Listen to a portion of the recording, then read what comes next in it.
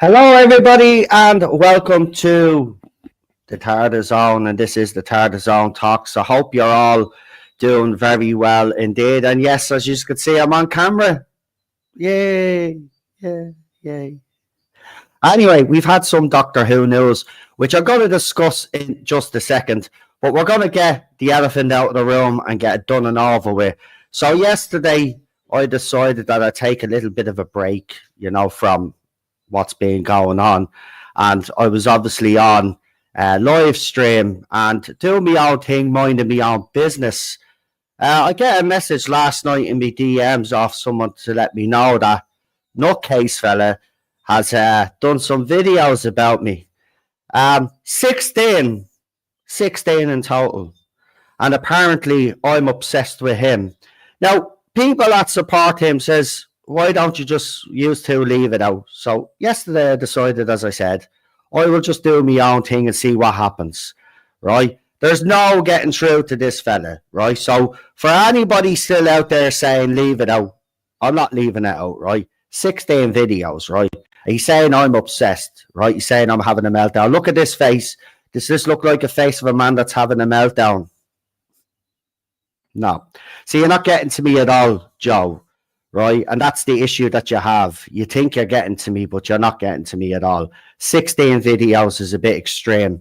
I suppose after this live stream, you'll probably break that record and do 20 videos. But the bottom line is this. As I said, you continue to talk shit, then I'm going to retaliate. And, you playing the victim card is not going to work. Your victim card has been revoked. So, again, all you have to do is just shut your mouth, but you're incapable of doing that. Now, we've already shown that you're a liar. So, accept it, deal with it, and move on. Okay? Because I'm moving on now. 4 minutes is all you're getting. There you go. I'm done. I don't have to do 16 videos or 20 videos on you. You got 4 minutes. Anyway, on to the Doctor Who news. And it looks like there is some reshoots happening for Doctor Who Series 2 in regards to the actual finale. So I wanted to come on here and kind of ask people in the chat as well and speculate a little bit on what we think the reshoots might be all about. And as I said, this is speculation. This is not me saying anything as fact, by the way. This is just us speculating. So I was thinking about it since the news is broke, and I was thinking, what would they be reshooting in the finale? Well, one of the things I was thinking was maybe there could be a regeneration scene, right? Or, because, listen, we do know that there's been talks around Ncuti Gatwa's future, right? Now, whether the show stays or not, there's been talks about Ncuti Gatwa and whether he's going to continue, whether he'll do the 3 seasons if Disney Plus do actually decide to move forward with the show. And there does seem to be some filming going on. Now, RTD had already said this. So, just in case anybody is out there thinking because they're filming, it's something to do with Series 3 and celebrating, the fact of the matter is being made clear. The Doctor Who filming and location account that I obviously referenced here on this channel many times, because as I pointed out, if a Christmas special indeed for 2025 had been filmed, these guys would have seen it. These guys would have reported on it, and they never reported on no such thing. But yet today they're reporting on obviously filming that has begun. So they're in the know and they have knowledge on the ground, and they were informed that this is for the season 2, and it's the finale. There are some reshoots there with the finale. Interesting, I've got to say. Also, it's being confirmed by the Doctor Who writer that was in the TARDIS that Doctor Who will run from April to May. So Doctor Who apparently is going to be released and start in April and then finish in May. So with that being said, a decision for Doctor Who is on its way. You'll either get it, as I've always said on this channel, you'll either get it just before the series drops or after the series is finished, right? Or they might well indeed wait until obviously the spin off of the Sea Devils comes out. But there will be a decision made either way. I say the middle of the year. So it's looking like that. It's looking very likely with the show coming on air in April and May that may be the case. So we'll see what happens. But back to this whole filming business, there does seem to be, a thing with Disney anyway. We've seen it over the years where they've done reshoots. Maybe Disney isn't happy with something. Maybe RTD wasn't happy with something. Maybe BBC aren't happy with something. Remember, also with President Trump coming in, it may have an effect on what they were actually going to show on screen. So maybe they've had to do some refilming in that regard. Again, this is me just speculating and giving my opinion on it. This is not me saying that this is fact. Okay. Oh, by the way, as you can see, I got a new headset as well, which hopefully is working fine. I've got me all hockey jersey on as well. I decided I'd put something like this on. It's fucking freezing anyway. So that's the story. That's what's going on with the filming business. So very interesting times ahead. If anybody has an opinion on that, please let me know what your opinion is on it. But I find it all very fascinating indeed. So as we all said, and I said on this channel, Wolf Studios would briefly come to life. It's happened. RTD then confirmed that was actually going to happen, and it's happened. So again, think about it, right? So they do reshoots, okay, for the finale, right? You got to think about this logically now, right? So by the time they wrap that up, it could be a couple of days, it doesn't matter, right? But by the time they wrap that up and say we're going to do a Christmas special for 2025, well, they literally have to be up and running again straight away.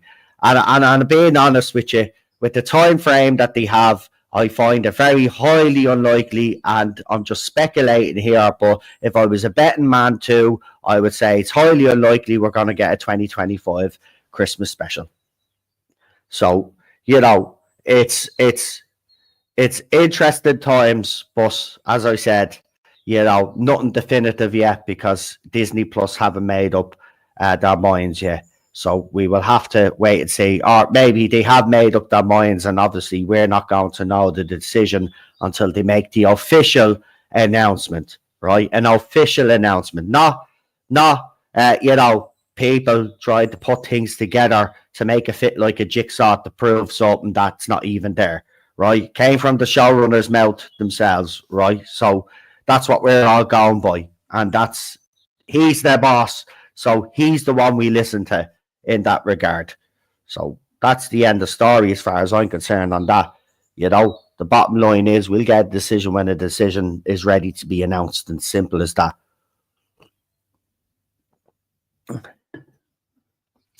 So yeah, I have to say, can you all hear me all right though?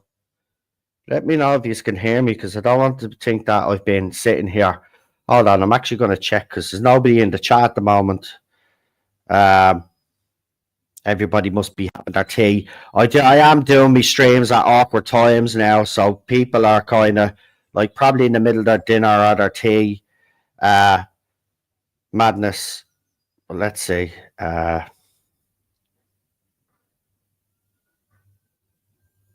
I? Can I see? Oh yeah, you can hear me. Grant, that's good enough. So yeah, as I said, we will read some of that article for you, just to let you know what the story is. Hold on. I just want to write a message.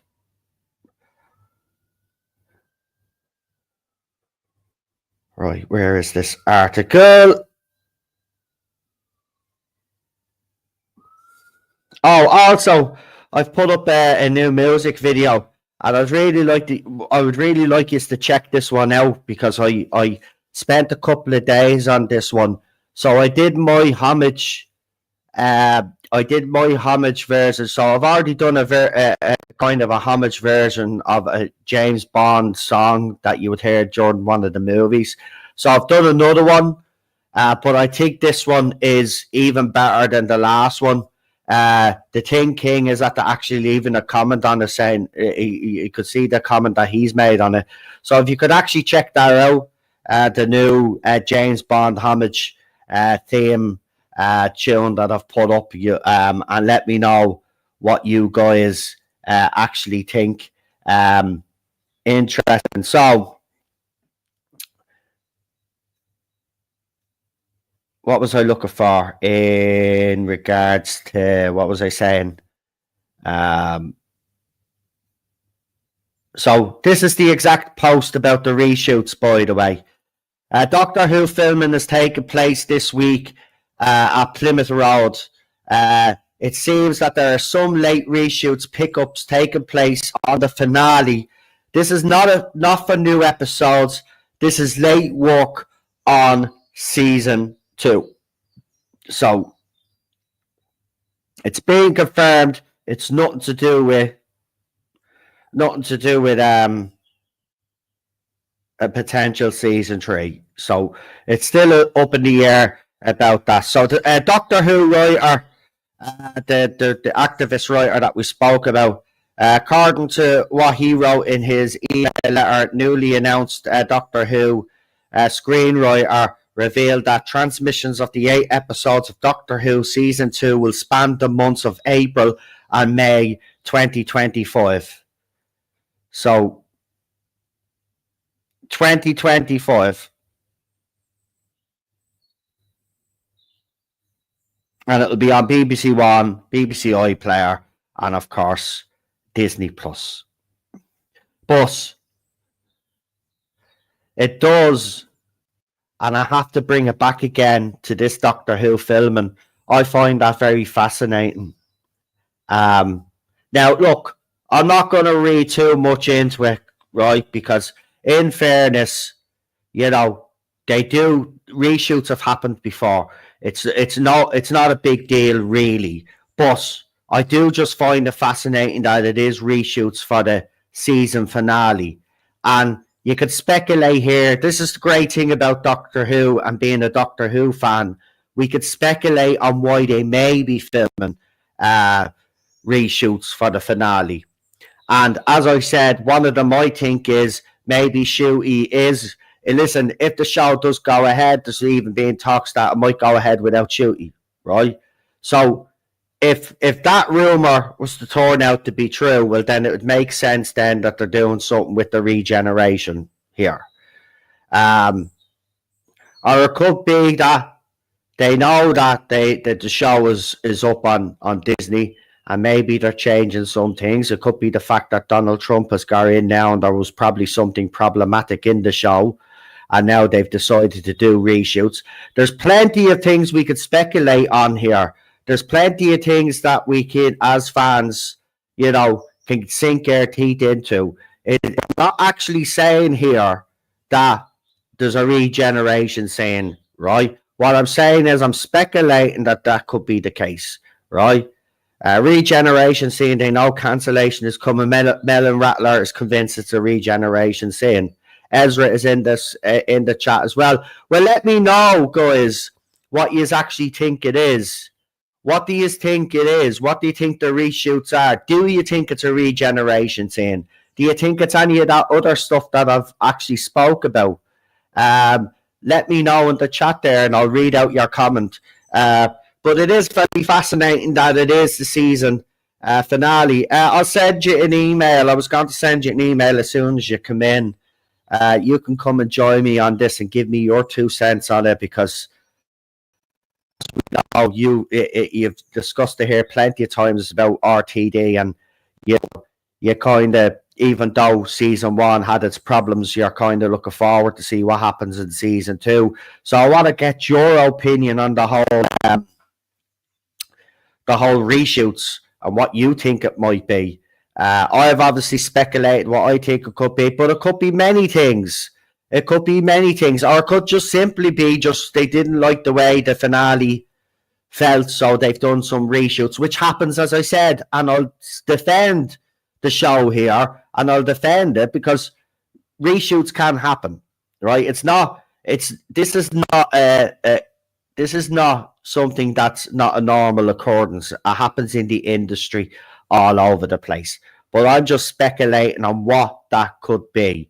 And for me, a regeneration scene would make sense if there has been rumour, and Cinnamon will back me up on this because many other people have spoke about it. There is rumour that Shooty is out. Apparently, whether people like me to say it or not, but apparently his behaviour, his behaviour, and apparently there was clashes as well. Now I can't obviously ever prove that, but of course we do know chaos in Cardiff happened because loads of people connected to the show have actually, mentioned that there was stuff going on, even the journalists at the time. But as I said, yeah, for anybody that's surprised that the camera is on, so I managed to fix the camera in a way that it doesn't go off anymore. And I've got the headset on now, hopefully, so there's no breakup in the audio when I'm talking. Now, there may be a time where it might flick in and out, but it didn't happen last night when I was streaming last night with the Irish guy. Because remember, as I said, I wasn't busy doing 16 videos. I was busy streaming and getting on with my life yesterday. And as people were telling me to back off, so I did yesterday, just to prove to everybody that I can back off. And it's not me that has the issue here. If you have to do 16 videos on someone, then you're clearly the one that has the issue. So I was doing my thing, right? I was doing my thing. And I'm actually working on a Doctor Who video as well, using a bit of AI technology. And I hope to be able to finish the video tonight and throw it up for you tonight. And I can tell you this, right, personally, AI is absolutely fucking scary as fuck. Scary as fuck. What I've been able to do, right? I'll just give you a little hint. So I've got all the doctors, photographs of all the doctors up until Peter Capaldi. I include the War Doctor as well because I'm fond of John Hurt, so I wanted him to be included in it. So it's got all the doctors in order, right? And I use AI as well, right? And what AI has done to these photographs, right? You type in what you want the photograph to do, right? And bang, a few minutes later, you've got this image. So I've got Tennant done. So I've got Smith to do and Capaldi to do. And once they're done, then I'm going to whack the video up. And I'm going to use the most popular song that I've actually created on this channel, which is Thank You, the Thank You Doctor one, the extended version, because I wanted to kind of do a video. So that was my whole idea, actually, because that song, people like that song, and I actually keep listening to it as well. It's addictive. I wanted a proper kind of video to go with it, right? Because what I tried to do was I got loads of different Doctor Who clips and I edited them together with the TARDIS and all, and as soon as I threw it up on YouTube, they said, no, BBC is not having it, right? Which is a shame, and which is actually kind of unusual, because the YouTubers that lick the BBC's arse and the showrunner's arse can put up as many clips as they fucking want, like. But when we're trying to create something with AI, we're not allowed to do it. So that's when I came up with the idea with the photographs. So I've been working on this for 4 days now, right? Because I've had to try home the photograph. It's you know yourself, you start something, you originally like it, then you play the video through and you're like, nah, I don't like that. So I have to change it out and start again. So that's what I've had to do. So Hopefully when this video is done, yous will love it. I can see you backstage. I'll bring you on now in a second. You are living in his head. Yeah, look, it's sad to say, right? But at the end of the day, as a lot of people have said to me, right, I've got the public support. It is justified, and nobody's going to tell me any different, right? The bottom line is all that the guy needs to do is just shut his mouth, right? Do his shitty little things on his channel. Nobody gives a shit, but don't be going after people because you know. This is my issue. You can't go and criticize other people if you're putting out bullshit. Simple as that, right?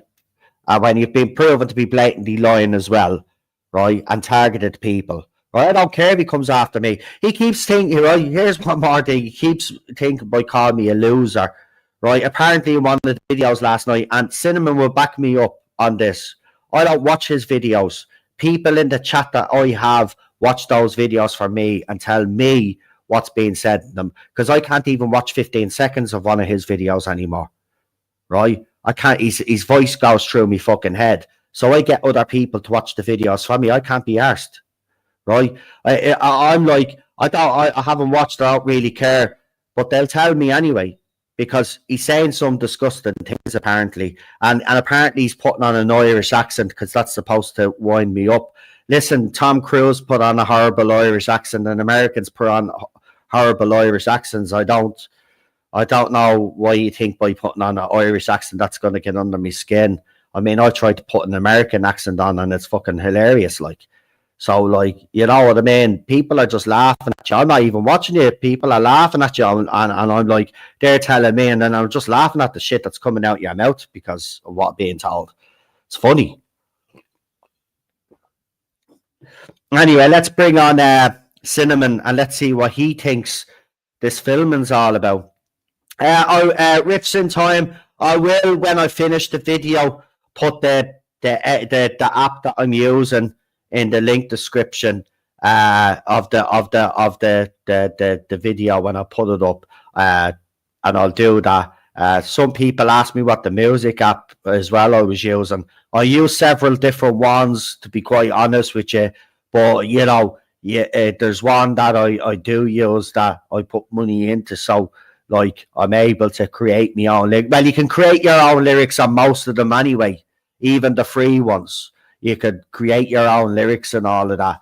And it's deadly, but it's also scary at the same time.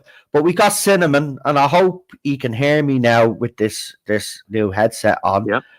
Yeah, oh, you can, and you're very loud as well. Yes, I like it. Okay.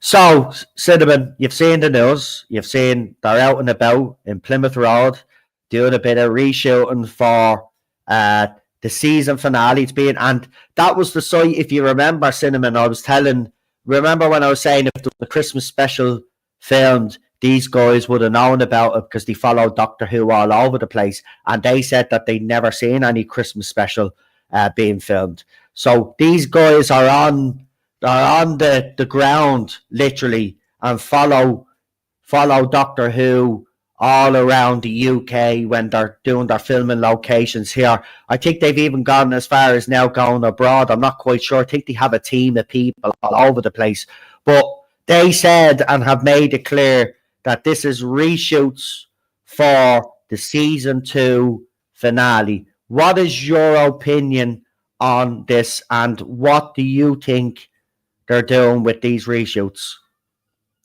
Well, if you listen to a certain individual, you'd probably tell you that all this filming that they're doing now is probably like season 17, shoot his 8th Christmas special or something. You know, he's got like, you know, they're filming like 10 years in advance. And then Stephen Moffat comes back in the future. God, in all seriousness, God, I don't know if you can even say that. It's probably just, I mean, I don't know, is it major scenes? I mean, a lot of people are saying regeneration. I mean, possibly. I don't know, but maybe there's just some last minute things they're not happy with. Maybe it's, I mean, I'm sure we'll see, because it looks like there's new houses, isn't it? So I'm sure, like, when we do eventually get it over, that's the scene that they were doing. we could definitely say he's not doing a regeneration saying in a gaff, right? We could say that, right? That's why I don't quite get the like. No, it'd be a target, wouldn't it? I just said it could be possibly a regeneration because we're only seeing one bit of filming at a house. There could be more filming. They said that they're filming for a few days, so there could be filming somewhere else. Do you know what I mean? So that's why I just brought that into the equation. It could be like when what was it when 10 was dying and we saw him sort of pop round and seeing people. You know, he popped back to see Wilf, and that would have been filmed on a. Okay, where did he go? He went to see Sarah Jane and saved his son and all that. So, and that was obviously near a house. So, if again, it really depends because there's not much to go on. It could be something really big. It could be something small. But then you would think if they're doing reshoots, potentially this close to the season, because if they're now saying that it's April, that's not too far away. So what could be so possibly vital or important that we need to film like a last minute bit? You know, what's so urgent? What we just need to do it now? Like, what is there an issue? Because I imagine there must be. There's obviously a reason they're reshooting it or refilming some scenes because either they're not happy with some bits or want to do it again, or they want to maybe they're completely new scenes that they want to add in, maybe just something extra. This is I think something that times happens quite a lot. Like I remember just before William Russell passed, and it's a shame because the episode he got sort of a mention in, but at the end of Rogue, at the end of the credits, they just quickly dedicated the episode to William Russell. Obviously, that would have been done rather quickly because I think he literally passed a day or so before, possibly. It was done very quick. And even as I think even previously, I could be wrong, but maybe it wasn't Doctor Who, maybe it was something else. But I remember a TV show, possibly Doctor Who, and even as the season was airing, they were editing like the later episodes, even as the first couple were going out. So late changes or changes to a season aren't uncommon. I know we all like to think, it's done months ago, but like no, sometimes it can be up to like a couple of days before. It's the same thing with video games. That's often why they get so delayed because they set a time, and then they get close to that deadline, and think, oh god, we've still got a bit of work to do. So they either delay or just some last minute changes. So again, it could be anything. It could be big. It could be inconsequential. But like I say, we'll spot it. We'll know, won't we, when we see those scenes near a house? Look, as I said, I've come up with different reasons of why this could be happening, and one of them could be because of the Trump presidency, right? And I know that's people will say, well, what's Trump got to do anything? Even Mr. TARDIS, I think, has been speaking about it as well. There's probably scenes in that now that they would not be able to show in America because of the new climate over there. So maybe there's been reshoots and scenes maybe being redone because of that fact. That could be another possibility as well. I mean, this is the great thing about something like this, Cinnamon, isn't it? I said it at the start of the stream.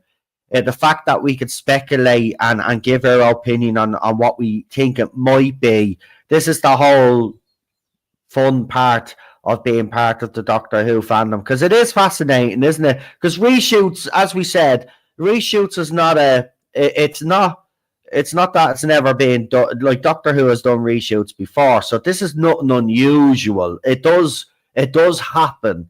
But when I heard season finale, that's where the fascination, I think, for me is the season finale. Yeah, you probably won't get any notifications because I do know for a fact that a certain people have been trying to report the channel, so you will probably get. Yeah, I didn't even get a notification until you told me. So yeah, I know that's why I went in, because when I saw nobody was in the chat, because I was like, "Where's everybody?" I know I stream at a weird time, but there's people normally in listening to me the first few minutes. Actually, there's be people in the chat before I even stream, and that didn't happen. So you will probably have to recheck his notifications, right? And as I said, if you've got the app on the phone, go directly into the app settings and whack those notifications on. So that's an extra bit Don't just whack the notifications on the YouTube channel. Go into the app, it's wherever device you have it on. Go into the settings and whack the all notifications on as well, right? Because they're starting. Listen, I've noticed with BBC, right? Okay, I'm only back, and they're even starting to limit streams and all. They're even starting to see the little videos that have been thrown up asking is what do you think of the TARDIS thing, what do you think of the Doctor, and all of this other stuff. Yeah, they tried to limit them, they did. I'm using my own music as well, like. So I wait until they pass all the tests now. I don't put Arton up anymore now until it passes the fucking test. But they're trying to, they're off again. I'll come back and speak about Doctor Who and other stuff, and all of a sudden, like I've been censored. But look, we're used to it on this. In like what way is it like? Is it like a copyright thing? Because it's just a bit like your AI music with a screenshot or an image of the picture, isn't it? Yeah, no, what normally happens is because of the years of the channel being reported, right? My channel's I won't say it's on a watch list. It's not on a watch list, but the algorithm now has picked it up. So even if I step a hair out of line, they'll pick up on that, you see. The Irish channel's actually worse. When I do a live stream, it's monetized. By the time I finish, it's fucking monetized. Right? So then I have to then go and appeal it or whatever, or I might get limited. So I have to take it down, right? Wait until it passes. And then I always win. They always come back and say, yeah, we found no problems or issues with your stream. It's just the algorithm picks you up now. And YouTube need to fix that, like, do you know what I mean? Because it's screwing other content creators over as well. Oh, and by the way, just in case you're all, because I don't want people thinking that I don't want to throw the AI app in that I'm using. I can't my control button on here is fucked, so I can't actually save the link to put it in for you, right? So that's what I said when I do it on my phone, because that's where I'm doing the Doctor Who video. Actually, do you know, I'll give you a little sneak peek, not of the actual music video, right? Because I'm not giving you a sneak peek of that. I don't want to ruin the surprise. But I want to show you what this AI is capable of. So I will show you the first Doctor. Right? So it's a 5-second video here. I'm going to try get it up to the camera and be able to see if I can fucking press play as well. But hold on. Right, so hopefully you can see it. Right, so there's the play button there. Is it playing? Press play. Play. Bastard.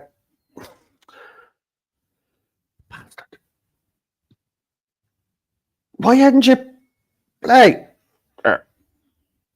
So it makes the photograph move and talk. Look. Damn, did you not? You probably didn't see that. Hold on, I'll try it again.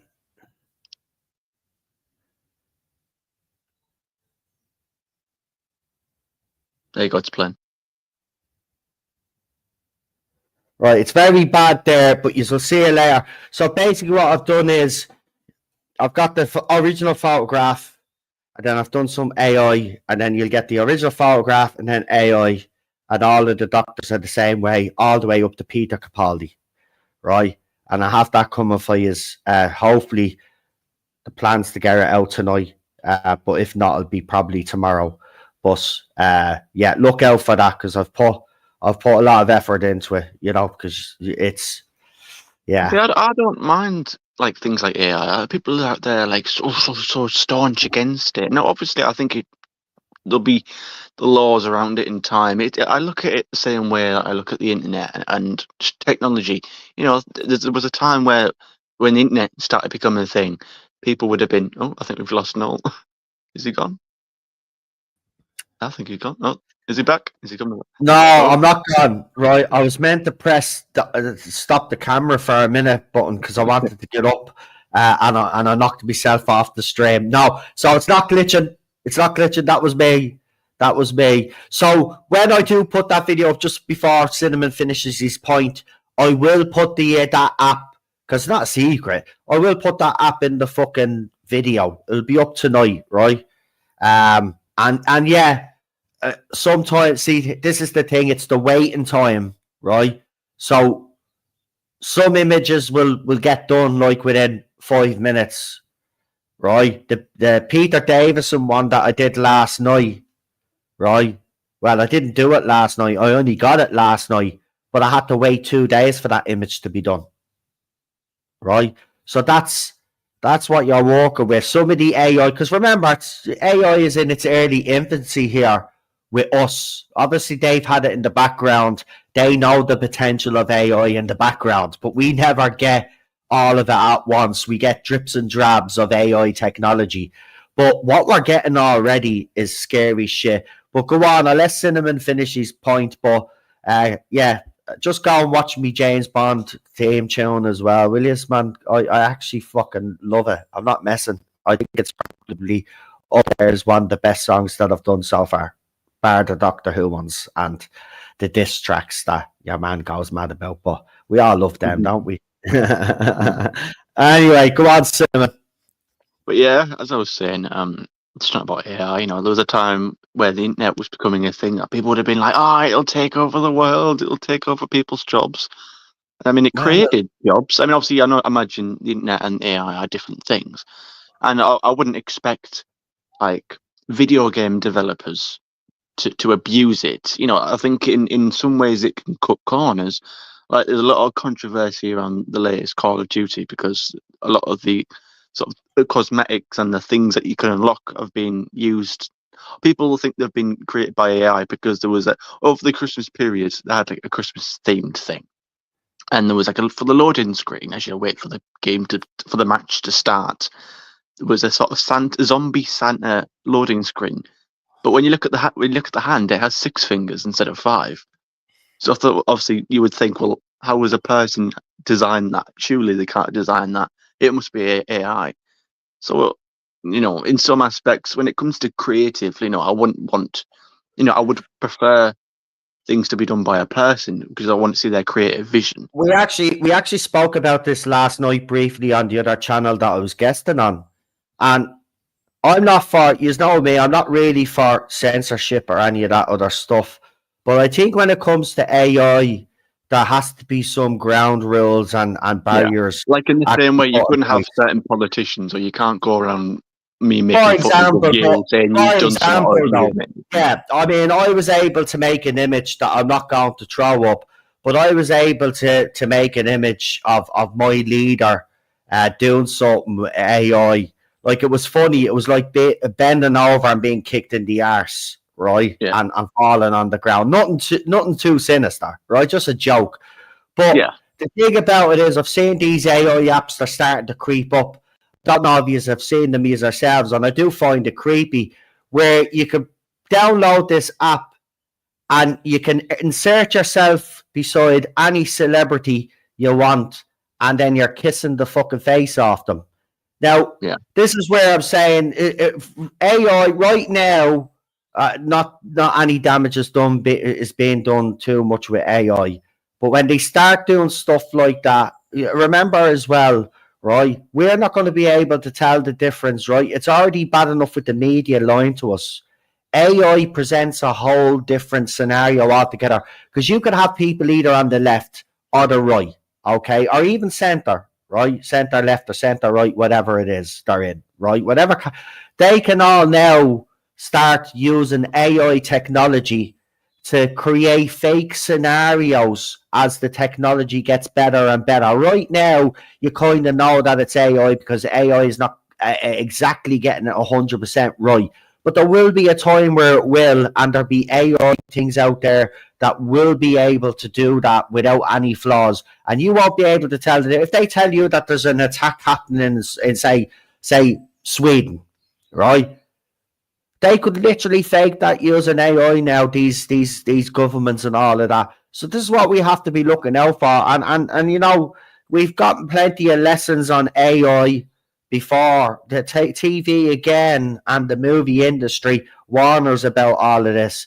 And as well, we're messing with robots and sex robots and all of that. Did nobody watch Will Smith's iRobot? No. The robots nearly took over the fucking world, man. and we're messing with that shit. I mean, we're going to pay. Listen, we will eventually. I reckon if we don't do things proper, we're going to pay a price. Terminator, all of that shit is going to come true, right? If we keep fucking fiddling with it and not having proper regulations in place. You know, I'm not saying people should have their art censored and stuff like that. But when you start using politicians and you start using, celebrities and stuff like that, you are going into murky waters. Do you know what I mean? And if Yeah, we're going to I quite complain, like it when I see people like, I know Rabbi, when he was experimenting with 11 Labs and he was writing his own short story and he took a sample. I don't know how he did it because I would love to do it myself if I knew how to do it. But he took Peter Capaldi's audio sample and then mixed around. But you've got to get like samples of different audios of the actor speaking yeah, without much interference or any cut off or without any music, and you put it in and yeah. it all churns around in the system, and then you can have him read out what you're saying. Obviously, things like that you've got to be careful. Again, when you come into sort of libel things, or I'm making Donald Trump say this terrible thing, and that, yeah. But like when it comes to sort of just creative freedom, like and if it's not for profit or you're not abusing it, and you state clearly that this is not a real actor, it's Well, shit. I've already seen a fake AI of Donald Trump going around where There'll he's be loads, making this. especially with him. There's loads of him, loads of them with him in it, and But, I should but imagine loads of them. But here's the thing that people don't realize. The Donald Trump ones are easy to spot because Donald Trump has a very unique way of talking, right? And no matter how much you can get AI to perfect his voice and to get him looking as if he's talking to a crowd, right? The dialect is not actually going to be perfect. So a lot of people were convinced by this fake speech that he was doing, talking about the American dream, talking about how if people put you down. It was a very inspiring speech, like, do you know what I mean? But you could tell, obviously I could tell, many people on X couldn't tell because it took a community now to tell everybody it was AI, but it was clearly AI. And this is a scary thing as well. There are some people out there, though, Cinnamon, that don't know the difference between fucking AI and reality. And this technology, as I said, for us in the public domain, is only in its infancy. Yeah, it's in its infancy. We're still figuring it out. We're still sort of learning with it. Like I say, personally, I think it's a tool, and like any tool, it can be abused, but there can Yeah. also be a lot of good with it. I don't think is inherently evil. And again, do I think movie studios or creative people who make art, do I want them using AI in movies? I mean, I don't know. I think when it comes to products like that, you want a real person's genuine vision put in there. Or like Garbage again, is like me, right. Sorry, garbage is right there, though, as well. I will make the point, though, that some AI apps that I've used, right, when I've been doing some of my diss songs, right, and I wouldn't even mind, I'm not even putting in bad words at all, but some apps won't let you put in the word, say, loser or hate. Do you know what I mean? So there is, I will say, thankfully, with certain apps out there, they will have mechanisms in place so you don't abuse it. But there are others out there, and I think we all know that because there always is, where there's no restrictions put in place, and literally anybody can create art, and that's the Well, they issue did it that we will on have. X, didn't they? They had it on X where I saw a few images. I can't really know how I can say it without going too detail, but it was Taylor Swift, was it? Was it those ones? no, it was a school shooting, and Oh, and it had like a picture of Elon Musk and Mickey Mouse stood outside with like AK-47s and blood like no, on the floor. no, It was like crazy. Whereas like no. well, again, the ones Rabbi does for his thumbnail, he was using I think Mid Journey, and then eventually they kind of like must have changed the algorithm or changed their thing, so he couldn't really make the thumbnails anymore. So he had to go use a different one. So and on the 11 Labs as well that I mentioned, again, there's a legal sort of disclaimer on it because it's a bit like StreamYard. You can have like different packages, and again, there's disclaimers and things on there that say like, all right, there's a legal thing, like you can't you have to sort of tick a box in. It's a bit like, I don't know, again, I think like YouTube as well. If I put up a YouTube video and it'll ask me, oh, is this altered content? It'll ask me if it's like, if I've done anything to it, and I have to sort of say whether yes or no. So there's lots of things like that, I think now. I think, as more of them come into place, like I say, I'm not against it. I don't hate it, but obviously I do. Obviously, I am aware that it needs to be regulated properly, otherwise it could spiral. And again, it can be abused, but I think it's a tool. I think it can be a useful tool that can save a lot of time in some aspects. And again, the creative bit I quite like, because it gives people like me and you the chance to, like, I again mentioned Rabbi for the third time, but he's been putting up trailers of, like, I think it was Doctor Who Mid-Journey account. I think he's changed his name now, but it was a fantastic sort of trailer with like David Bowie as like Doctor Who, and then Mick Jagger as like the Master, and it was like so well done, and it was like if that was a real thing, and there was different I don't styles, mind different stuff like that. animations. I don't mind stuff like that. See, stuff like that, that's harmless. Stuff like that Yeah, is harmless, and I would encourage that kind of creativity,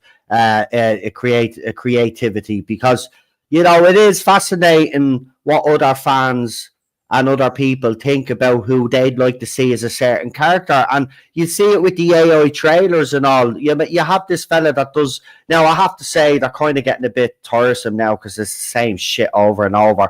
But he does, like, what if what wasn't the Justice League? The Avengers was in the 90s, so you had Tom Cruise playing Iron Man and stuff like that. And he had a tray, and it looked deadly. So stuff like that I have no problem with. I don't even have a problem with Doctor Who fans taking the telesnaps of old episodes that are available, the telesnaps, and actually trying to create AI and make them into. but that leads into another thing, about all these, because obviously for the missing episodes, there's reconstructions, which are images, maybe 3-second clips, all edited together, and a lot of the time it is just a picture with sound in the background. Whereas now, if you could sort of hear a bit like how the animation team with the animations are doing, obviously they'll hear the audio and try and figure out based on the script or on what they're hearing what's happening and what should happen, so they could do an AI thing. Maybe again, I'm not sure how the BBC could do it, but fans anyway could do it ourselves, where we could, as it develops, we could make our own sort of Doctor Who adventures and use our own style. Again, Right. I think tools like AI, I just think when it comes to sort of individual use, if I'm just making it for like a non-profit, just fan project, just for a bit of fun, it gives ordinary people like me the tools to do it. Whereas before, again, I know Ian Levine's been doing stuff like that as well. It just gives people like me and you the chance to sort of make See something something, or to make this yeah. music. Otherwise, before, I mean, again, otherwise I'd have to have thousands and thousands of pounds to put in a budget to make some animation. Whereas now you can kind of do that within reason, and that's the benefit I see of it. But like I said, it can be abused. But Here's a question for you. I've put it up on the screen because people have been asking if this is an American football or hockey shirt. But I'm gonna tell you something, right? It's a hockey jersey, but it's not a real hockey jersey, right? It featured in a movie, so this is a movie hockey jersey with the St. Louis colors, right? It's got the Chiefs on it, right? I'll stand up there. So that's what the hockey jersey looks like. the hockey jersey. Number 18, right? That's another clue, right? Try. Oh yeah, and of course we've got the old logo there. So that's another clue, right?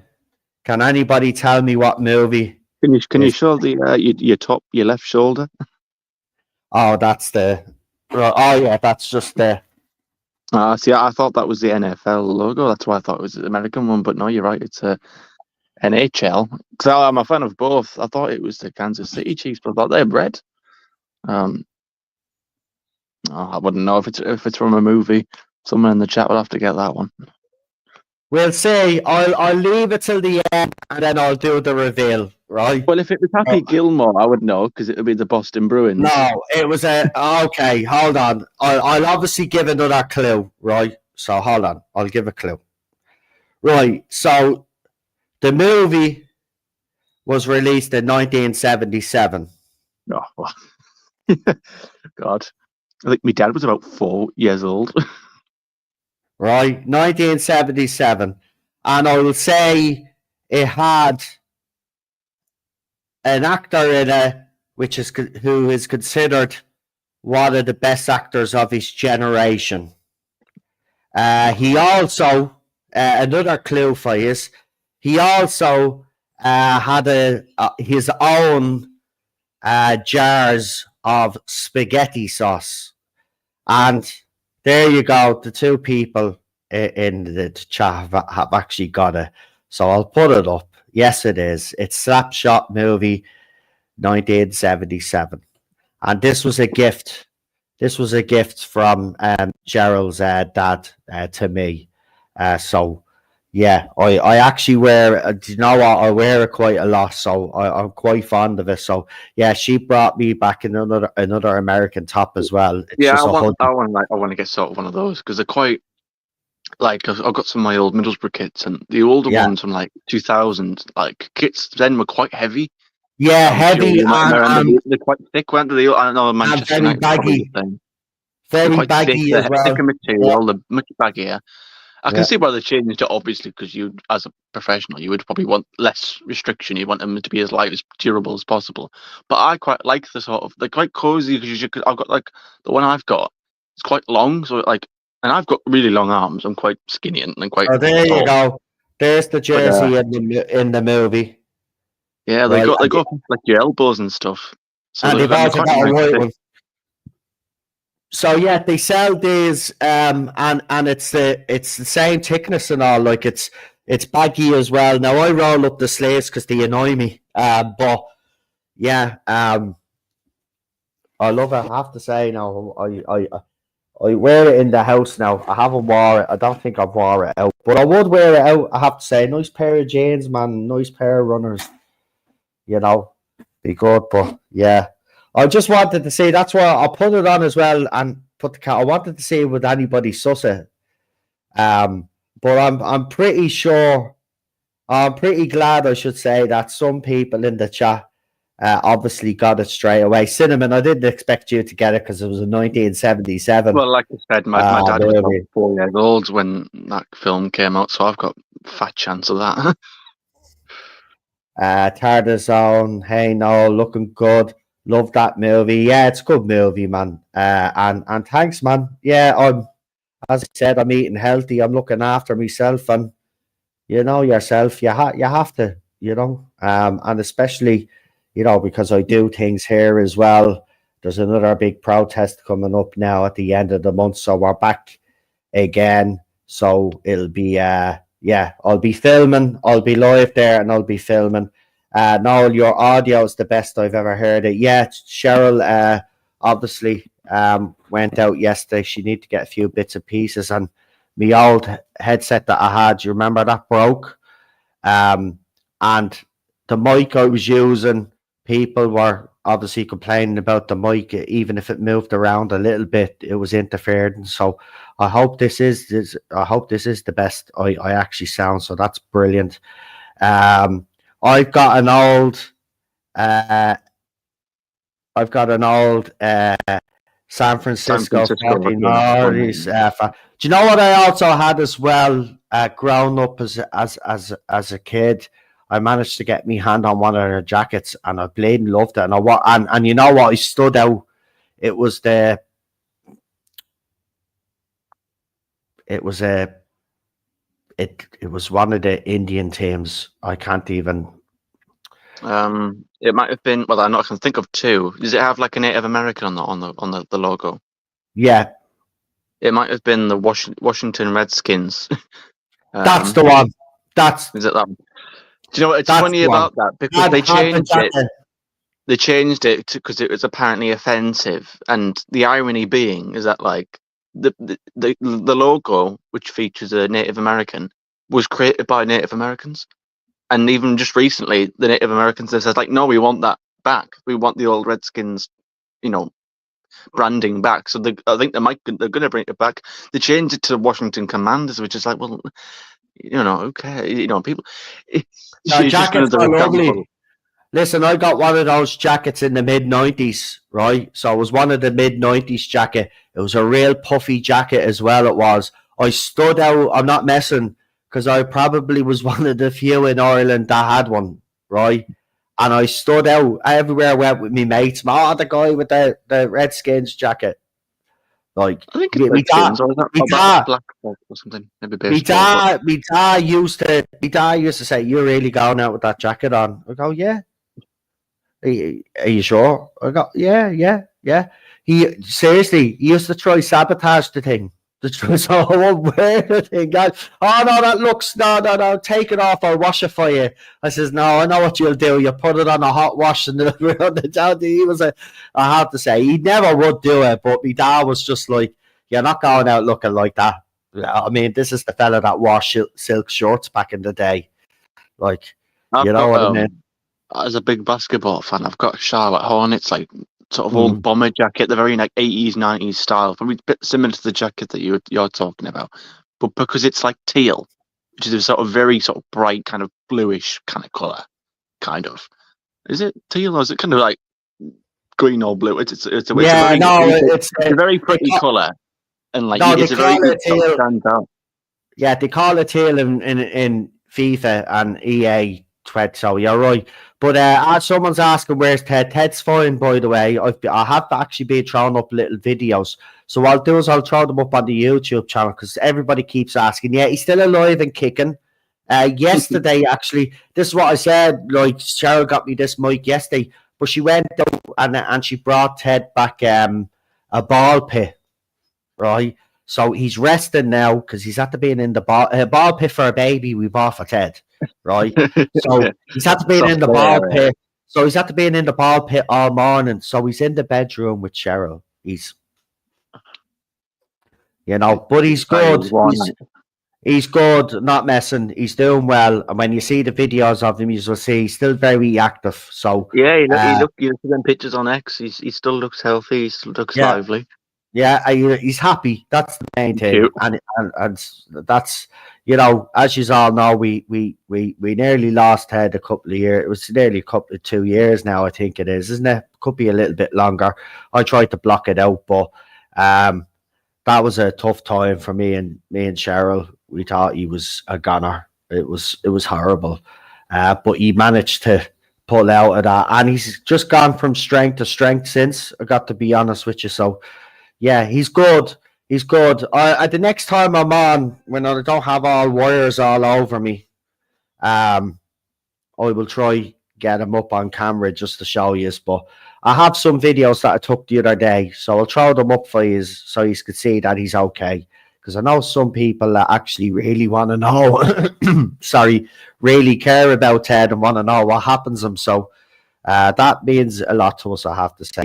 No, that T-shirt is mint. Very cool. Thank you. Yeah, I like. See, look, I've always Cinnamon. You're probably the same, but I don't know what it is with us in Ireland, and maybe it might be the same in the UK. I can't speak for the UK, but there just does seem to be this fascination with American culture and American pop culture as well, like American sports.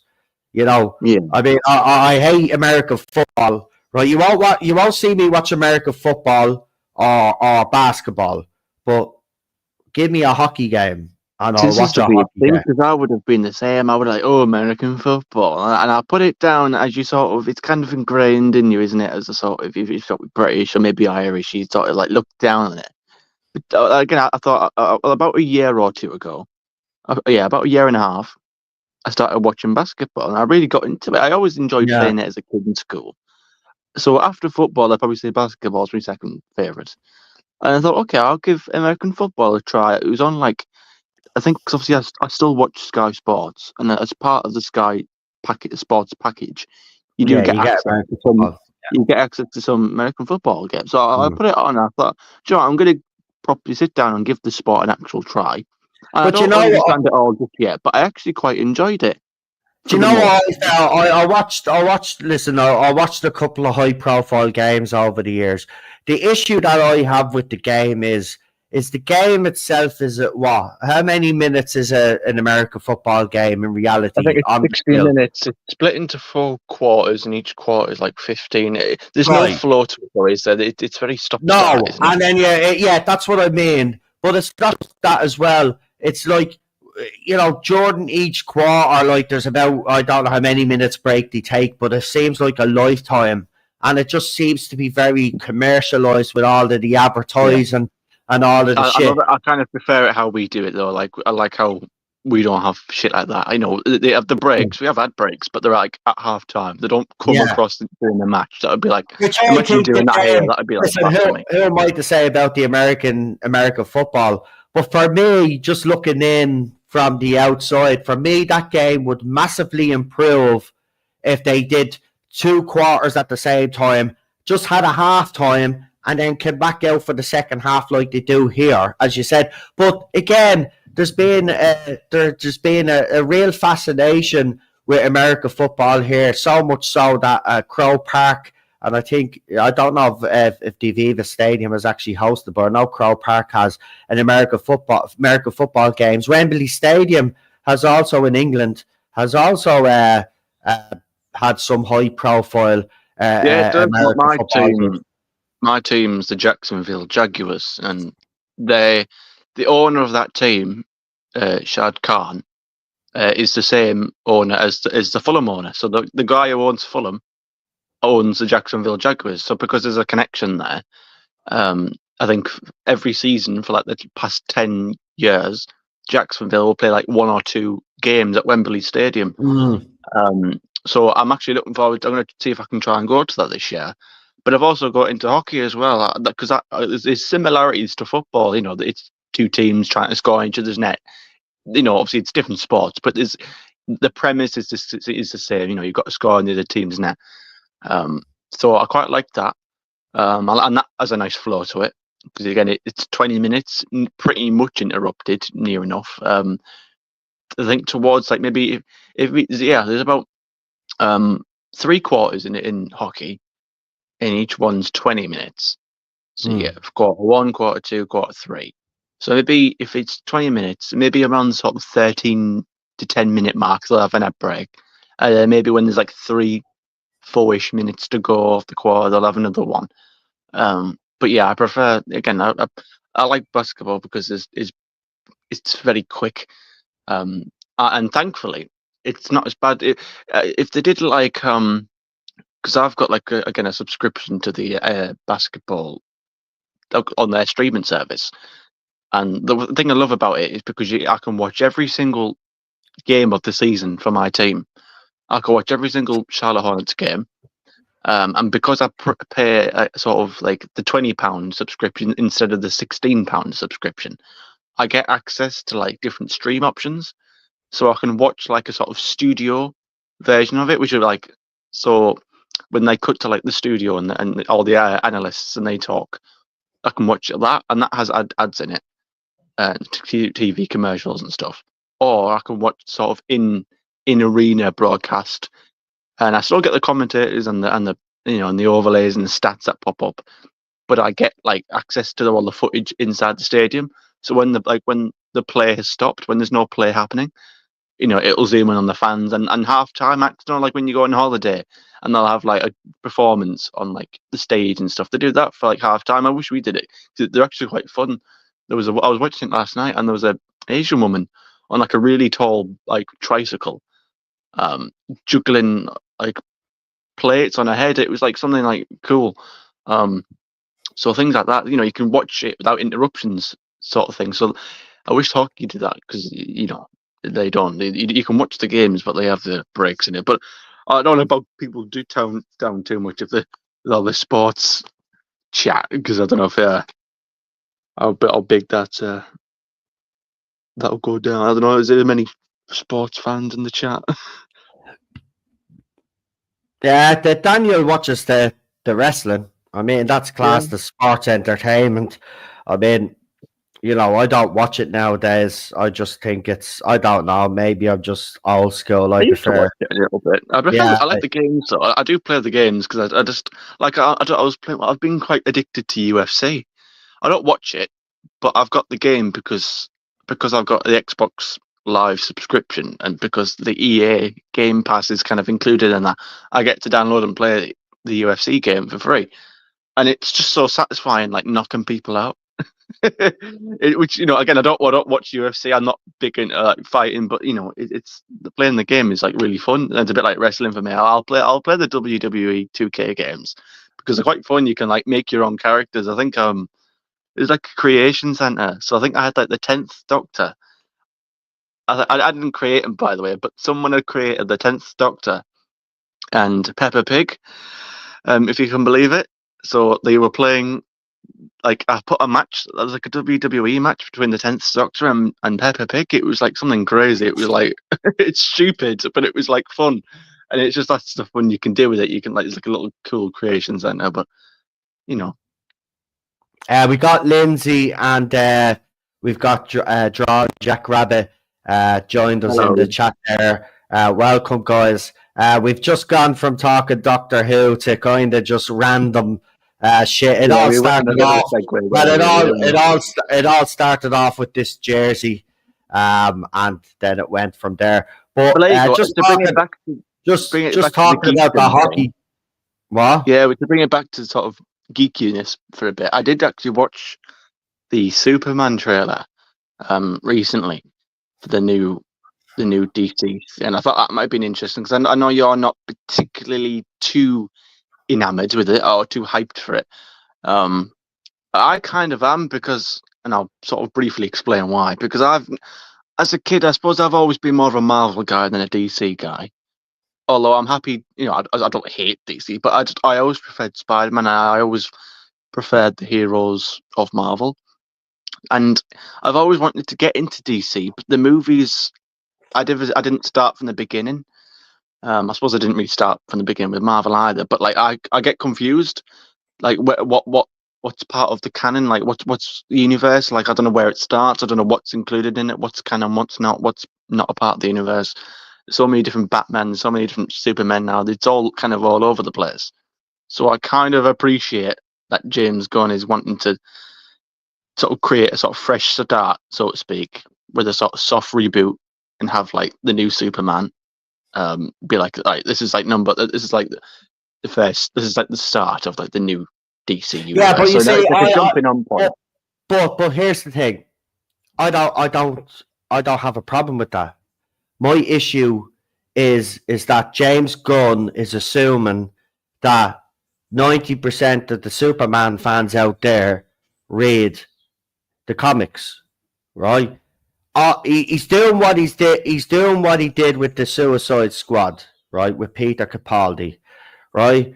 We had that ridiculous starfish thing and stuff like that. These things don't listen in modern movie making. These things don't listen. I appreciate that he wants to kind of make it more comic booky than we've ever seen before, but I think he forgets that the majority of Superman fans grew up with the TV shows, grew up with the Christopher Reeves franchise, and then obviously, well, if anybody did like the Brendan Routh one, then fair enough. But Superman Returns, and then we had obviously Zack Snyder's Man of Steel and all of that other shit that featured Superman, right? See, Possibly. this is the thing, right? It's like it's gone from one extreme, because some would argue that the Zack Snyder universe is a bit depressing. So it's gone from one extreme, and now he's just gone, all right, let's make it as comic booky as we can. Superman fans like me don't want that. I don't give a shit about the comics. I really don't. Right, the thing that got me into Superman was George Reeves Superman and Christopher Reeves Superman. That's what got me into Superman, right? Not the comic books. I don't give a shit about the comic books.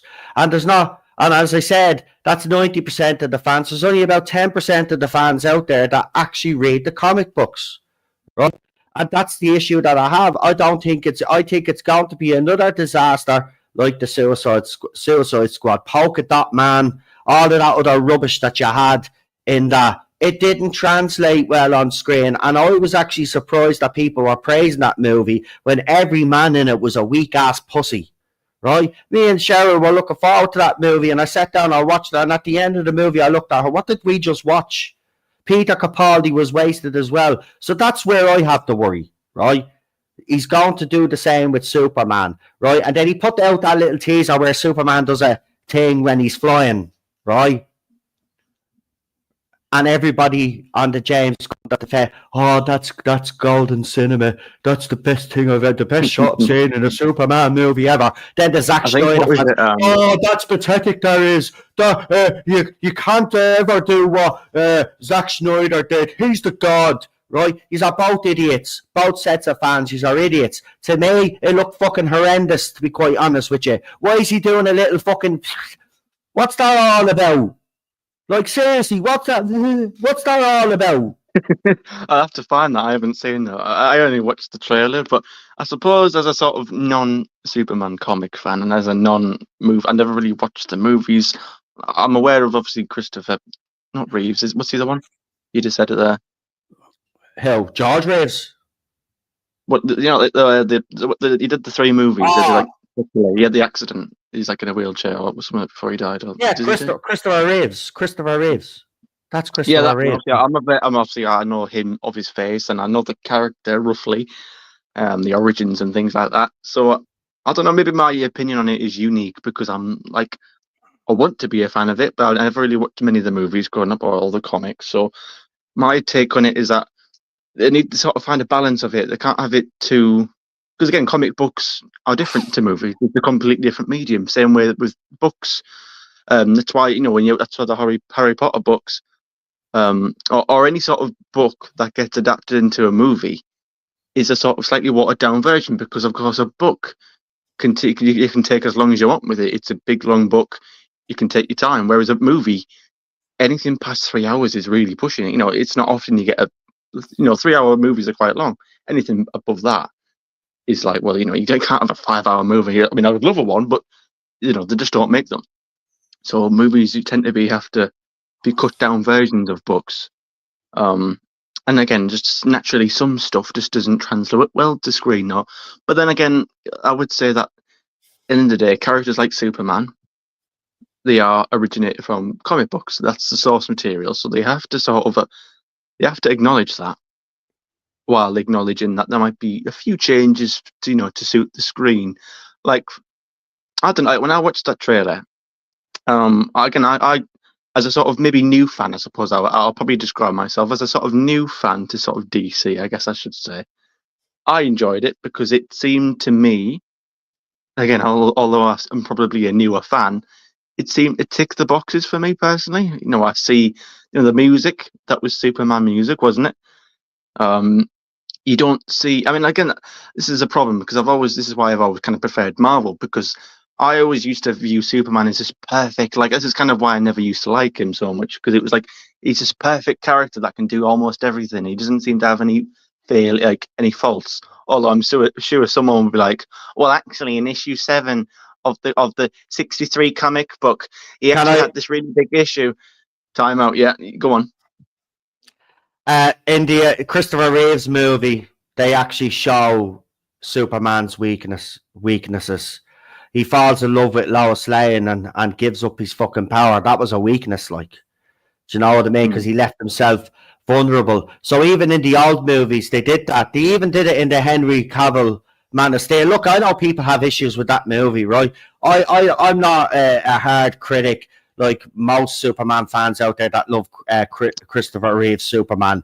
I liked Henry's iteration. There will always be that debate, should he have broke Zod's neck or not. That'll be a fan debate for a long, long time. For me personally, I think it worked in that movie. Remember, each Superman that comes along is going to be a new, hopefully, iteration of the character. And all right, James Gunn is probably going to do that. But again, yeah, it's Jack mentioned it in there as well. Look, this is a reason why when we've had superhero movies in the past, they've always made changes to the costume, right? Okay. Look at Hugh Jackman, for example. How long did it take to get the Wolverine costume, right? It took until the Deadpool movie, didn't it? The Deadpool and Wolverine movie for him to get the proper fucking costume, right? Because it just wouldn't have worked. It wouldn't have worked back. It looked silly. And even though he looked silly, that movie was badass. It was funny as fuck anyway. You didn't take that movie seriously.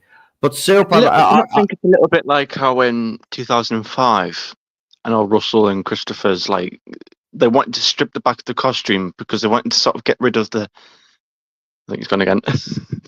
They wanted to get rid of the question marks and the big colourful costumes, didn't they? And they wanted I think they wanted people to take Doctor Who seriously. And I think, in a way, that would probably be the right idea. Because if they had gone like full Doctor Who and full big, elaborate costumes and elaborate quirkiness, that possibly might have turned people off. So to sort of ease into that a little bit, by having a very subtle costume and a very, very no-nonsense, very grounded actor to play the Ninth Doctor and to treat it seriously. And then you got the sort of silly, whimsical stuff later with the Matt Smith era. Do you think that was like a good thing? Because again, I look at the costume and I think I originally thought like, oh, them red pants look a bit silly. 'Cause, when you compare the costumes, Henry Cavill's didn't have the red pants, whereas the new one is going to. And it didn't bother me as much as I thought it would be. Someone put up a post about the red pants and I gave my opinion. So I'll tell you what my opinion on it. I think the red pants look ridiculous in modern Superman movies now. It worked in Christopher Reeve's era. I don't think you should have red pants. I think the way... Listen, I think the best modern Superman suit is Henry Cavill's. I'm not going to shy away from that. Those Superman suits that he had were absolutely fucking awesome. And I don't think you'll be... I understand what James Gunn is doing. He's paying homage to what came before. But it does look silly. I'm sorry, it looks silly to me. There's a few things that I've seen in the trailer, and I see that little teaser that you put out where Superman's doing the spin and his hair is moving, and apparently that's golden cinema by James Gunn fans. They're just for me right now. There's just too many things that are putting me off personally. It might work for other people, and listen, someone Cam Crash Course has brought up the fact that they read Superman comics, and he'll probably love this movie, and it'll be the best Superman movie to him if James Gunn does it right. But for me, growing up with the version of Superman that I grew up with, for example, the TV and the Christopher Reeves movies, and then all the other stuff that came after that, that's my vision and what I see Superman as. I haven't read the comic books, so for all I know, he's probably fought Godzilla, fucking the Turtles, and all of this other shit at this stage. Do you know what I mean? Because that's what comics do. They do crossovers and all of that. I'm not interested in that as a Superman fan, right? But I can understand that James Gunn is trying to do something completely different to what Zack Snyder did and other movies have done before. He wants to kind of bring it back to comic book accuracy, but I don't think that works in modern superhero movies today, and I think James Gunn's Suicide Squad actually proves that. So if he's going down that route with Superman, I think he's taking a huge risk. Personally, I think he's taking a huge risk. And remember, added on top of that, you've got all of these Schneider cultists, right? They're still, no matter what happens, they're going to hate on this movie, right? So it's already got an uphill battle. So this movie has to be something special for it to drown out all of the noise that's going to come with this when this movie is released. There'll just be some fans. Like I say, I'm very neutral in this conversation. I'm completely. I won't say I'm completely new because I have watched Batman. I watched the Christian Bale Batman movies and I love them. But if I was to be honest, again, like I say, I'm a very neutral and very new to the sort of. I don't know anything about Zack Snyder or James Gunn really that much, but I can just tell, obviously, that there will be some fans that will probably just dunk on it because Henry Cavill's not Superman anymore, or because their favorite director isn't doing it. They're already doing it. They're already fighting with each other online. There's like literally campaigns going to like, you know, because they want Zack Snyder's universe so much. But listen, as a kind of a Zack Snyder fan, right? I'm not one of these, but I'm gonna tell you out straight, and you all need to live up to the reality of the situation here. The Zack Snyder universe was average at best, right? It was just average. I had decent movies in it. That's it, right? A movie with spectacular visuals doesn't mean that it's absolutely fantastic and it's the best thing since sliced bread. It's not. All of those movies, every single one of them had issues, right? And every I single never one got of into those them. I movies, never knew where I stood with them because I wanted to try them, but I didn't know where it started. And it you know, was a bit of a mess. it's not like the Marvel universe where there's a sort of somewhat clear continuity there. You know, for me as a sort of neutral fan, I could never really get into them. So I've not seen Man of Steel. I've not seen any of the Justice League movies. I've not seen Suicide Squad. I've not seen the Ezra Miller Flash movie. I've not seen Aquaman. You know, I've not seen any of them really because I didn't know where to get into it. So I'm treating this new Superman as a sort of new jumping on point. So I was kind of, when I watched that video of him 2 years ago, James Gunn, of him outlining this new vision, and I can get on board with that, and I look forward to that as a sort of fresh start. So again, that's maybe where the differences come in, because I guess you as more hardcore, someone who's very familiar, growing up watching the old Superman movies, seeing the old, I'm sure you've probably seen the other DC movies, as me, as a sort of newcomer, strangely somehow recognizing it, because again, it feels like Superman to me, even though I'm not really that familiar with the character. I know that might sound like a very weird thing to say, but like, what I want from it, I want it to have a good time. I want it to be a good story, which he keeps echoing that, story is king. He's very adamant to let us all know that he won't make a movie unless the script's good for him, which I can respect. I hope that means no agendas, because I just want a good movie with a good storyline. That's what it all should be about. Robert is spot on there. All good movies with a well-written plot, the effects should only be there to serve the plot, not replace it. Absolutely. Yeah. Absolutely. And that's the Modern problem Doctor Who has fallen. that's the problem with the Zack Snyder universe, right? That these Zack Snyder cultists won't admit, right? Visually, all of his movies look spectacular. Nobody can knock them visually, right? But the visual effects are, and the special effects are covering up pretty weak writing, to be quite honest with you.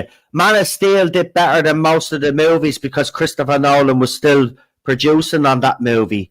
Going forward then, I think it was fully Zack Snyder then, and then you could see the difference. See, this is DC's biggest mistake in my opinion. I mean, if you make what's considered one of probably the best Batman trilogy, right, in Christopher Nolan doing the Dark Knight trilogy, right? I know the third one's probably the weakest. In fairness, I think the third one's the weakest one out of the three, but it's still very good, right? But you get someone to create that masterpiece, and then you don't do everything in your power to keep them on and try branch off and do his own universe. But in fairness, if Christopher Nolan had us stuck on, we wouldn't have got the movies that we got off him over the last few years. So it's a kind of a catch-22 situation there. But I would have preferred, honestly, for Christopher Nolan to be the main man of the DC universe. That's who I wanted. But we got Zack Snyder. And look at, I like Man of Steel. It has its problems. It does, right? It's that whole scene as well that has caused a huge fan debate as well. But I loved Cavill's Superman. And people say that movie didn't have any heart. It did. It did have heart, right? It didn't in the traditional sense that we seen in the Christopher Reeves movies or whatever. But it had heart. There were moments there in that movie when he's talking to his mother and he's talking to his father. There were heartfelt moments, like, you know what I mean? Teaching his son lessons as well as he was growing up and all of that. There was look at that movie. To me, I love that movie. I will never look. It has issues, but overall, I'm happy with that movie. Russell Crowe, he's not in that movie long and stuff, but He's just brilliant in it as well, and the whole thing just it comes together quite nicely, I think, for the finale. It's just you are right, Cinnamon. You know, Marvel have seen up until recently, right? But when Marvel started off, you know, when we got Captain America, what was it, the First Avenger? I know we got Iron Man before that, but when that movie came along, especially that's when it really kicked off. But they had a clear plan, right? Yeah. They had a clear plan. DC tried to do the same and said they had a clear plan, but what would happen is they'd make their movie wouldn't do that well, and then they decide to change their minds then and do something else. And that's what's happened with DC. DC is fragmented, whereas, okay, Marvel now is getting fragmented with all the shit that's done, but before that, like, you can actually go, it'll tell you, Cinnamon, you were saying about with Marvel movie, it was kind of hard to follow and stuff like that. Well, if you click in, right, it'll show you the movies and what order to watch them in. Yeah, and now. Disney Plus, that's kind of that's what I was saying. Like DC was for me was hard to follow, and I get. I'm guessing that Man of Steel was the starting point, but it's like it's just all over. There's so many of them, and it's like I don't know. It wasn't as clear.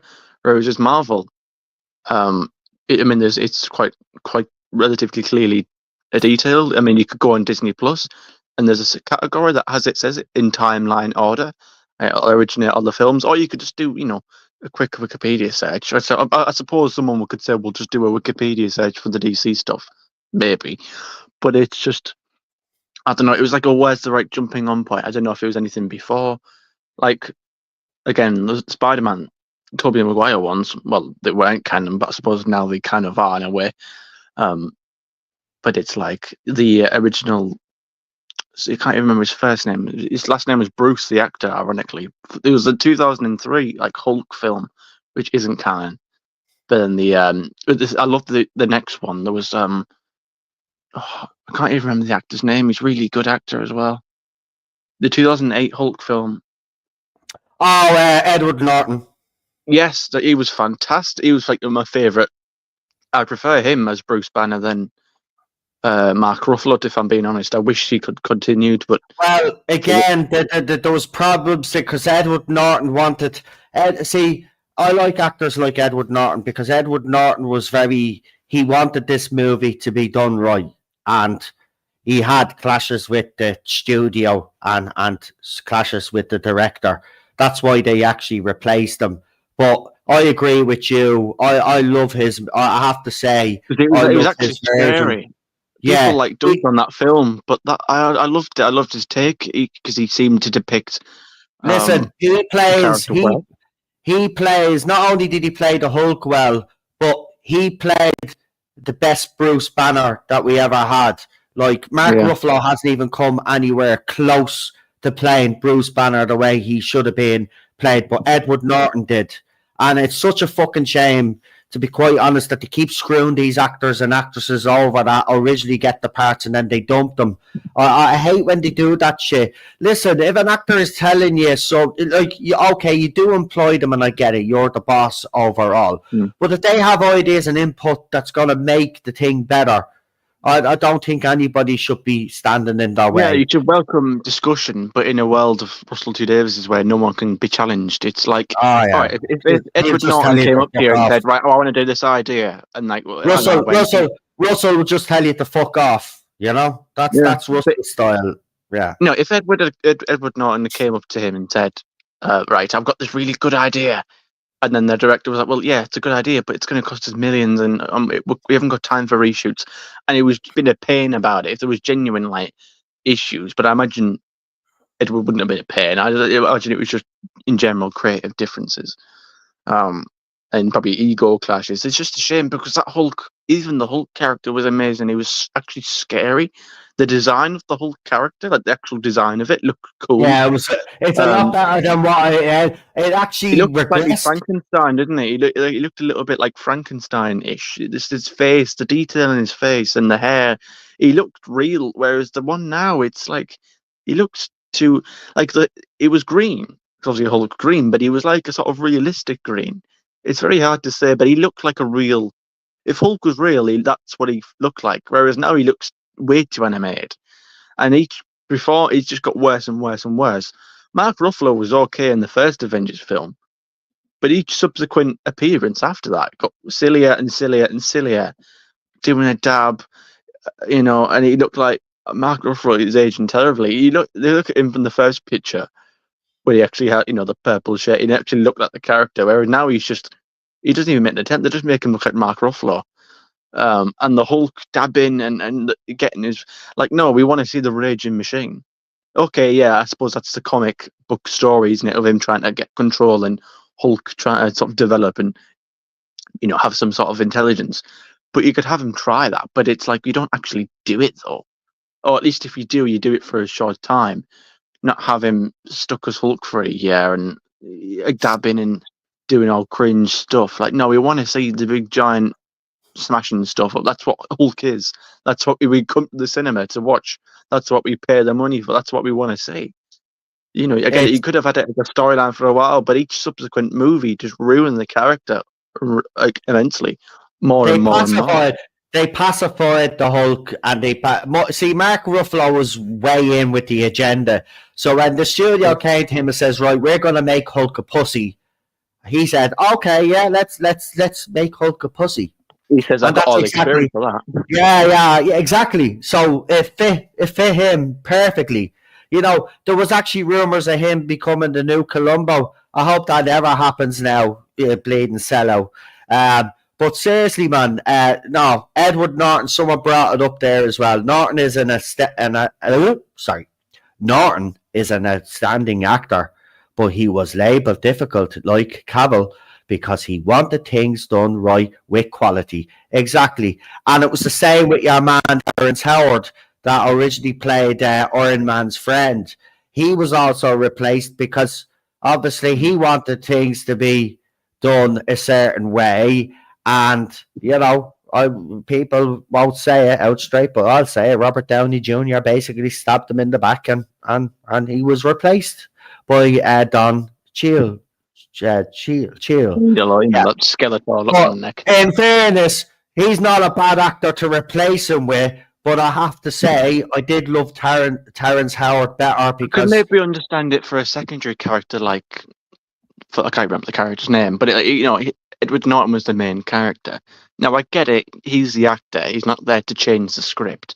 But if he's coming to you with a genuine idea, like Tom Baker, for example, there were, once he had done it for 6-7 seasons, you would think that he'd have a little bit more of an idea of the character than someone who's coming in on his last season, right, for the first time. You can just welcome that discussion. At least have them feel... At least talk about it.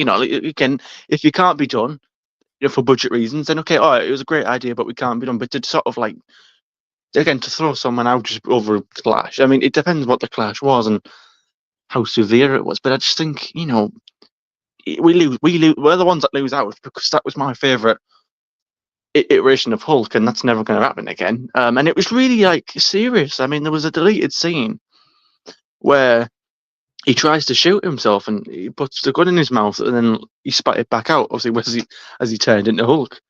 And that was a deleted scene, which they then canonized because in the 2012 Avengers film, Mark Ruffalo's Bruce Banner references that. So again, it's just talk about a missed opportunity because that was the best. I mean, they had even when that scene, if you remember, where you see Hulk properly for the first time and he bursts out the glass and onto the sort of the big university field. As he sort of revealed, you can really, there's a sort of Halloween themed music that plays in the background and it really shows how scary he is. Not this sort of I don't know, he's just turned into a joke in the most recent movies. It's just the depiction of Bruce Banner was the best. Sort of quiet, nervous, anxious, shy, but yet brilliant scientist. And then the big raging monster. And it was again that fight at the end. It was you could hear every punch. It was raw. It was just everything about that film is just amazing. And yet it wasn't very well. I don't think very well received. It's not an awful film. People don't look back on it and think it's awful. But it's a little bit. people think, oh, it's okay. Like, I don't know. It's not one of the most popular MCU films by most people, and I wish it was. I wish it deserved. I wish it got the praise it deserved because it's generally, I think, really, really good. I've even looking at it now. I've got like a little sort of plaque of that film's poster up. It was a really good film, I think, and it was just.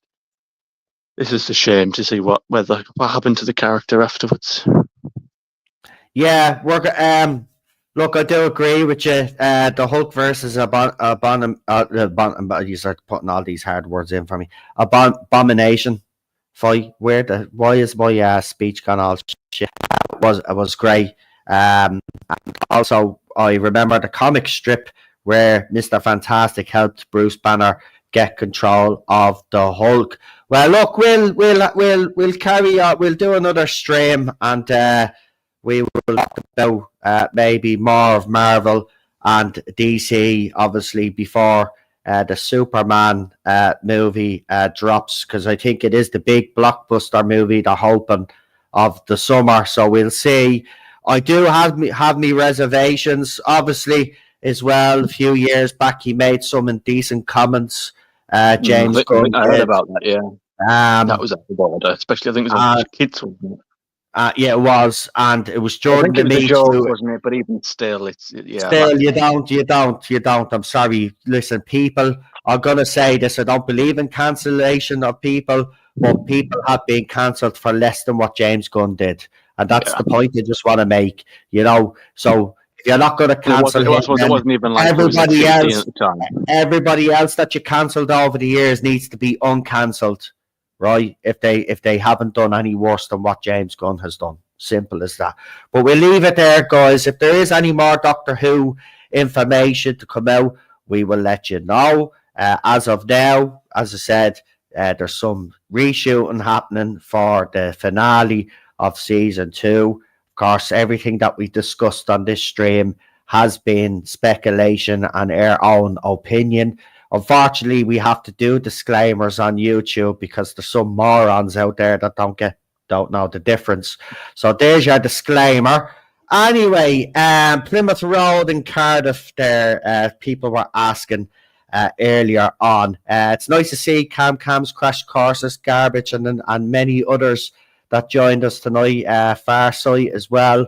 And we had Lindsay in there earlier. Jack was in there. Daniel Robert is also in there as well, and I think I think I've got most of our names there.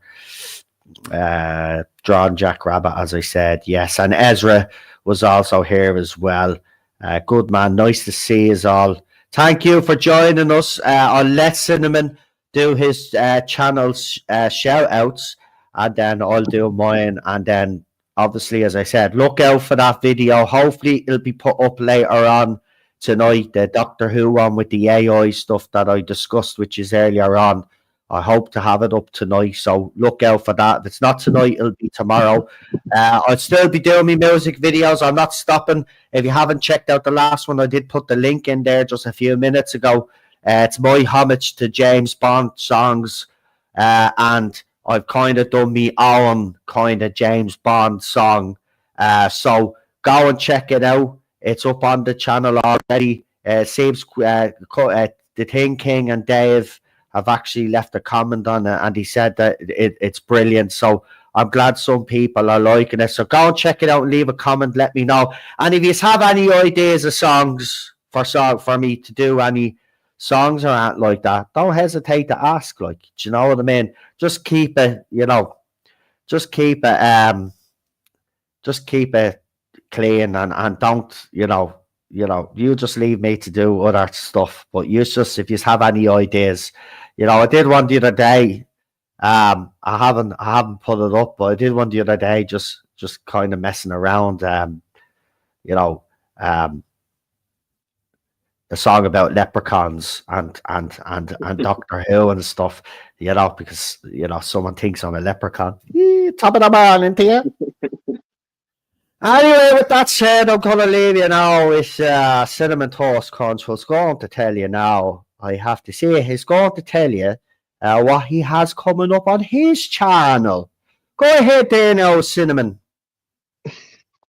Is that an Irish accent on top of an Irish accent there? That's an Irish accent on top of another Irish accent. I don't know what I'm doing at all, but I tell you, that's what we sound like in other parts of the country.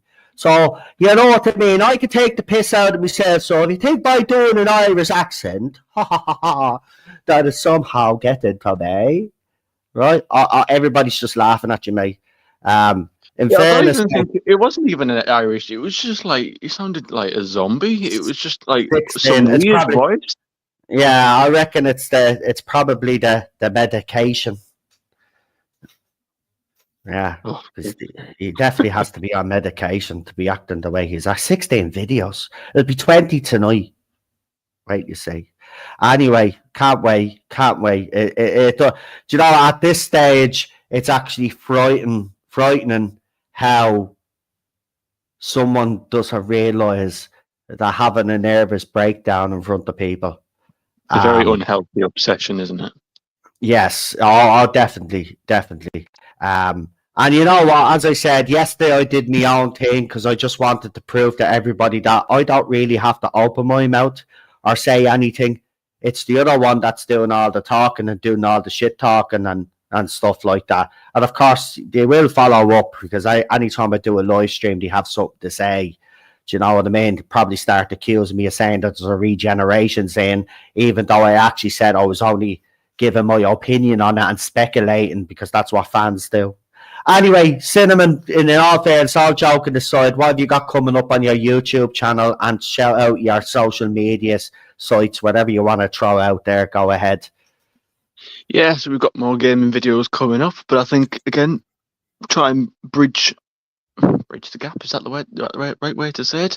Have a diverse, in the true sense of the word, diversity of content. So I think actually, again, I'm quite inspired to talk about a little bit more about this Superman subject, actually, and to give my thoughts on it a little bit more in depth, and maybe do a sort of a review of the trailer, so to speak. Even though I know it's like 2 months old, and probably everyone's already doing it anyway. But oh well, why not? So yeah, and to branch out from Doctor Who, because it is quite nice, isn't it, when you can actually talk about other things aside from Doctor Who? Yeah. Because again, I have to say, I know it's quite exciting. I, in all honesty, I'm quite excited for that Superman film, and I look forward to seeing it. So again, I'll be doing probably a video on that at some point. I'm going to try and do more live streams as well. I used to do them. I think I brought Charlotte and PD on for one.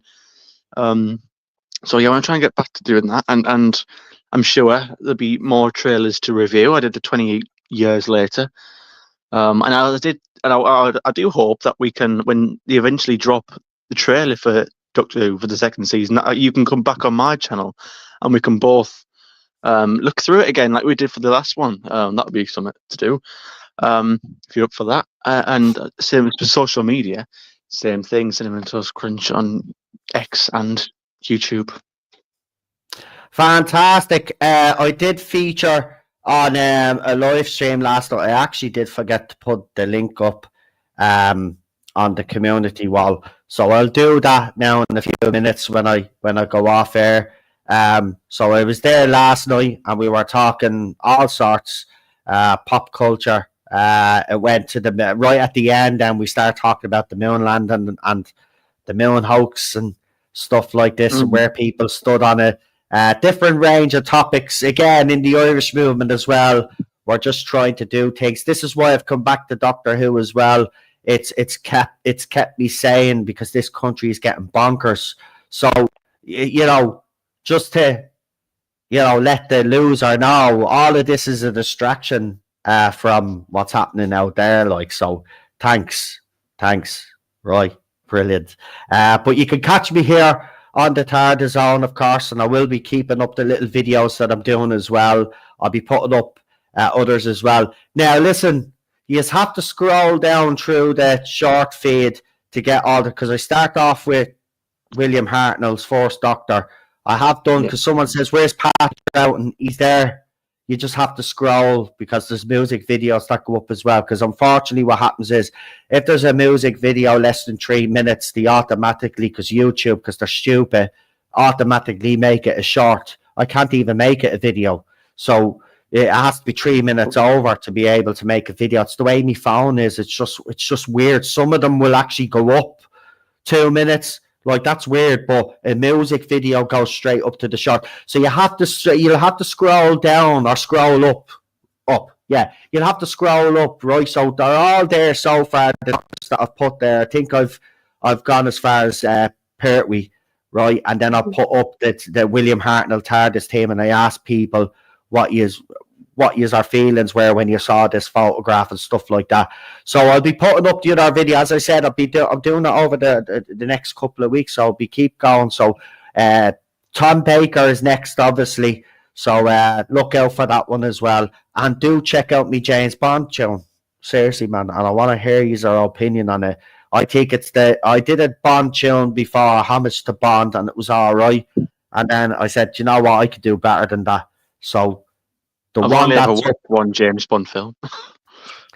Well, if you all right, well then see at the start of every James Bond film, there's an epic song, right? Obviously, you get the start of the movie, and then the theme tune kicks in. Yeah, I think it was Skyfall. Is it 2012 one? Yeah, it must have been. Yeah. That's a great movie, though. I did like that movie, even though Daniel Craig now is a. Yeah, I won't say what I want to say. Hold on though. Just one, because I'm deadly serious, right? Because I want you to hear this song, right? So I'm actually sharing it in the chat, right now, because I want you to hear this song, because I put a lot of effort into it. I honed it from. If you go and listen to the first one that I made, right, and then go and listen to this one, you'll notice there's a huge difference. I actually, I think this one is better. And I put my own little effects as well at the start of the video as well. So you have a kind of an eyepiece of a sniper rifle moving across the screen and all. You see the 007, the way I have it and all. Go check it out. I'm actually proud of this one. That's why I'm bigging it up. But you can catch me also on the Noelzone, Get It Off Your Chest. I will be streaming back on that channel very soon. And as I said, there is a big protest coming up in a week's time. So I'll be there also, and I'll be filming on the other channel, which is the Zone, that has nearly 10,000 subscribers. So if you haven't subscribed and you want to see live events, that's where the live events are. Zone, Get It Off Your Chest is where I do the panels and me talking about what's going on. So check those channels out, and check out my music video. And the Doctor Who ones are pretty good as well, by the way. So check out, not all of them. I experiment quite a lot, but I throw them up anyway. But I do have my favourites, right? And as I said, I'll always pick this song up. But the Thank You Doctor one, which is the one I'm going to be using for the new Doctor Who video that I've created, is a deadly song. There's a shorter version on the shorts, and then there's the extended version where I had to do a clever bit of editing to make the song longer. So I had to actually do editing for to make the song longer, which I did fucking deadly, because I used to be a DJ, so I could do these things. So I did a bit of clever editing, and now there's a longer version of the song, and it's fucking deadly. So check it out. I'm bigging them up because, I do these for fun, by the way. Someone actually, the loser was actually saying, why are you doing this? They're not making any money. I do these for fun. Not everything is about making money, mate.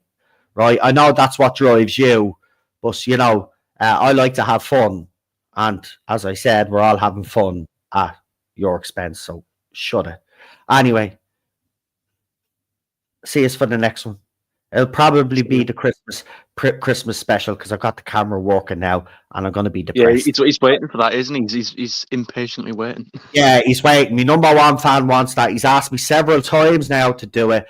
So it's coming up, right? Got the camera working, so you come here and watch me all depressed while I'm watching this joy. It's supposed to be joy to the world, but I'm obviously going to be depressed. So yeah, come and watch. It's going to be spectacular. So come and watch me. I might have to join you for that one. It's a very strange story. Well, what I normally do is I do the watch-alongs on my own. But when I do the panel then after that. So if you want to come on the panel, because I am still doing my panel for the Christmas special. Like, I can't break tradition and not do a panel. So we'll have a panel. So you're more than welcome to come on and do the panel. I like to do the watch along on my own, because that way then, you know, if I'm watching something, there's not people talking, I can hear what's going on and then give me opinion while I'm watching. Then the panel, then everybody else gives their opinion. So when I do the panel is always 2 days after. So when I do it, you know, because my number one fan is waiting. And don't forget to check out the panel as well, number one fan. You know what I mean? Yeah. Anyway, we leave it there because some of us have things to do, you know. So we're off now. Say goodbye, Cinnamon. Bye bye. Say goodbye, Noel. Goodbye. And to the rest of us, I'll see you for the next one. Thanks for tuning in. I hope you have enjoyed it. We've enjoyed talking to you today. So we'll see you soon. Bye bye.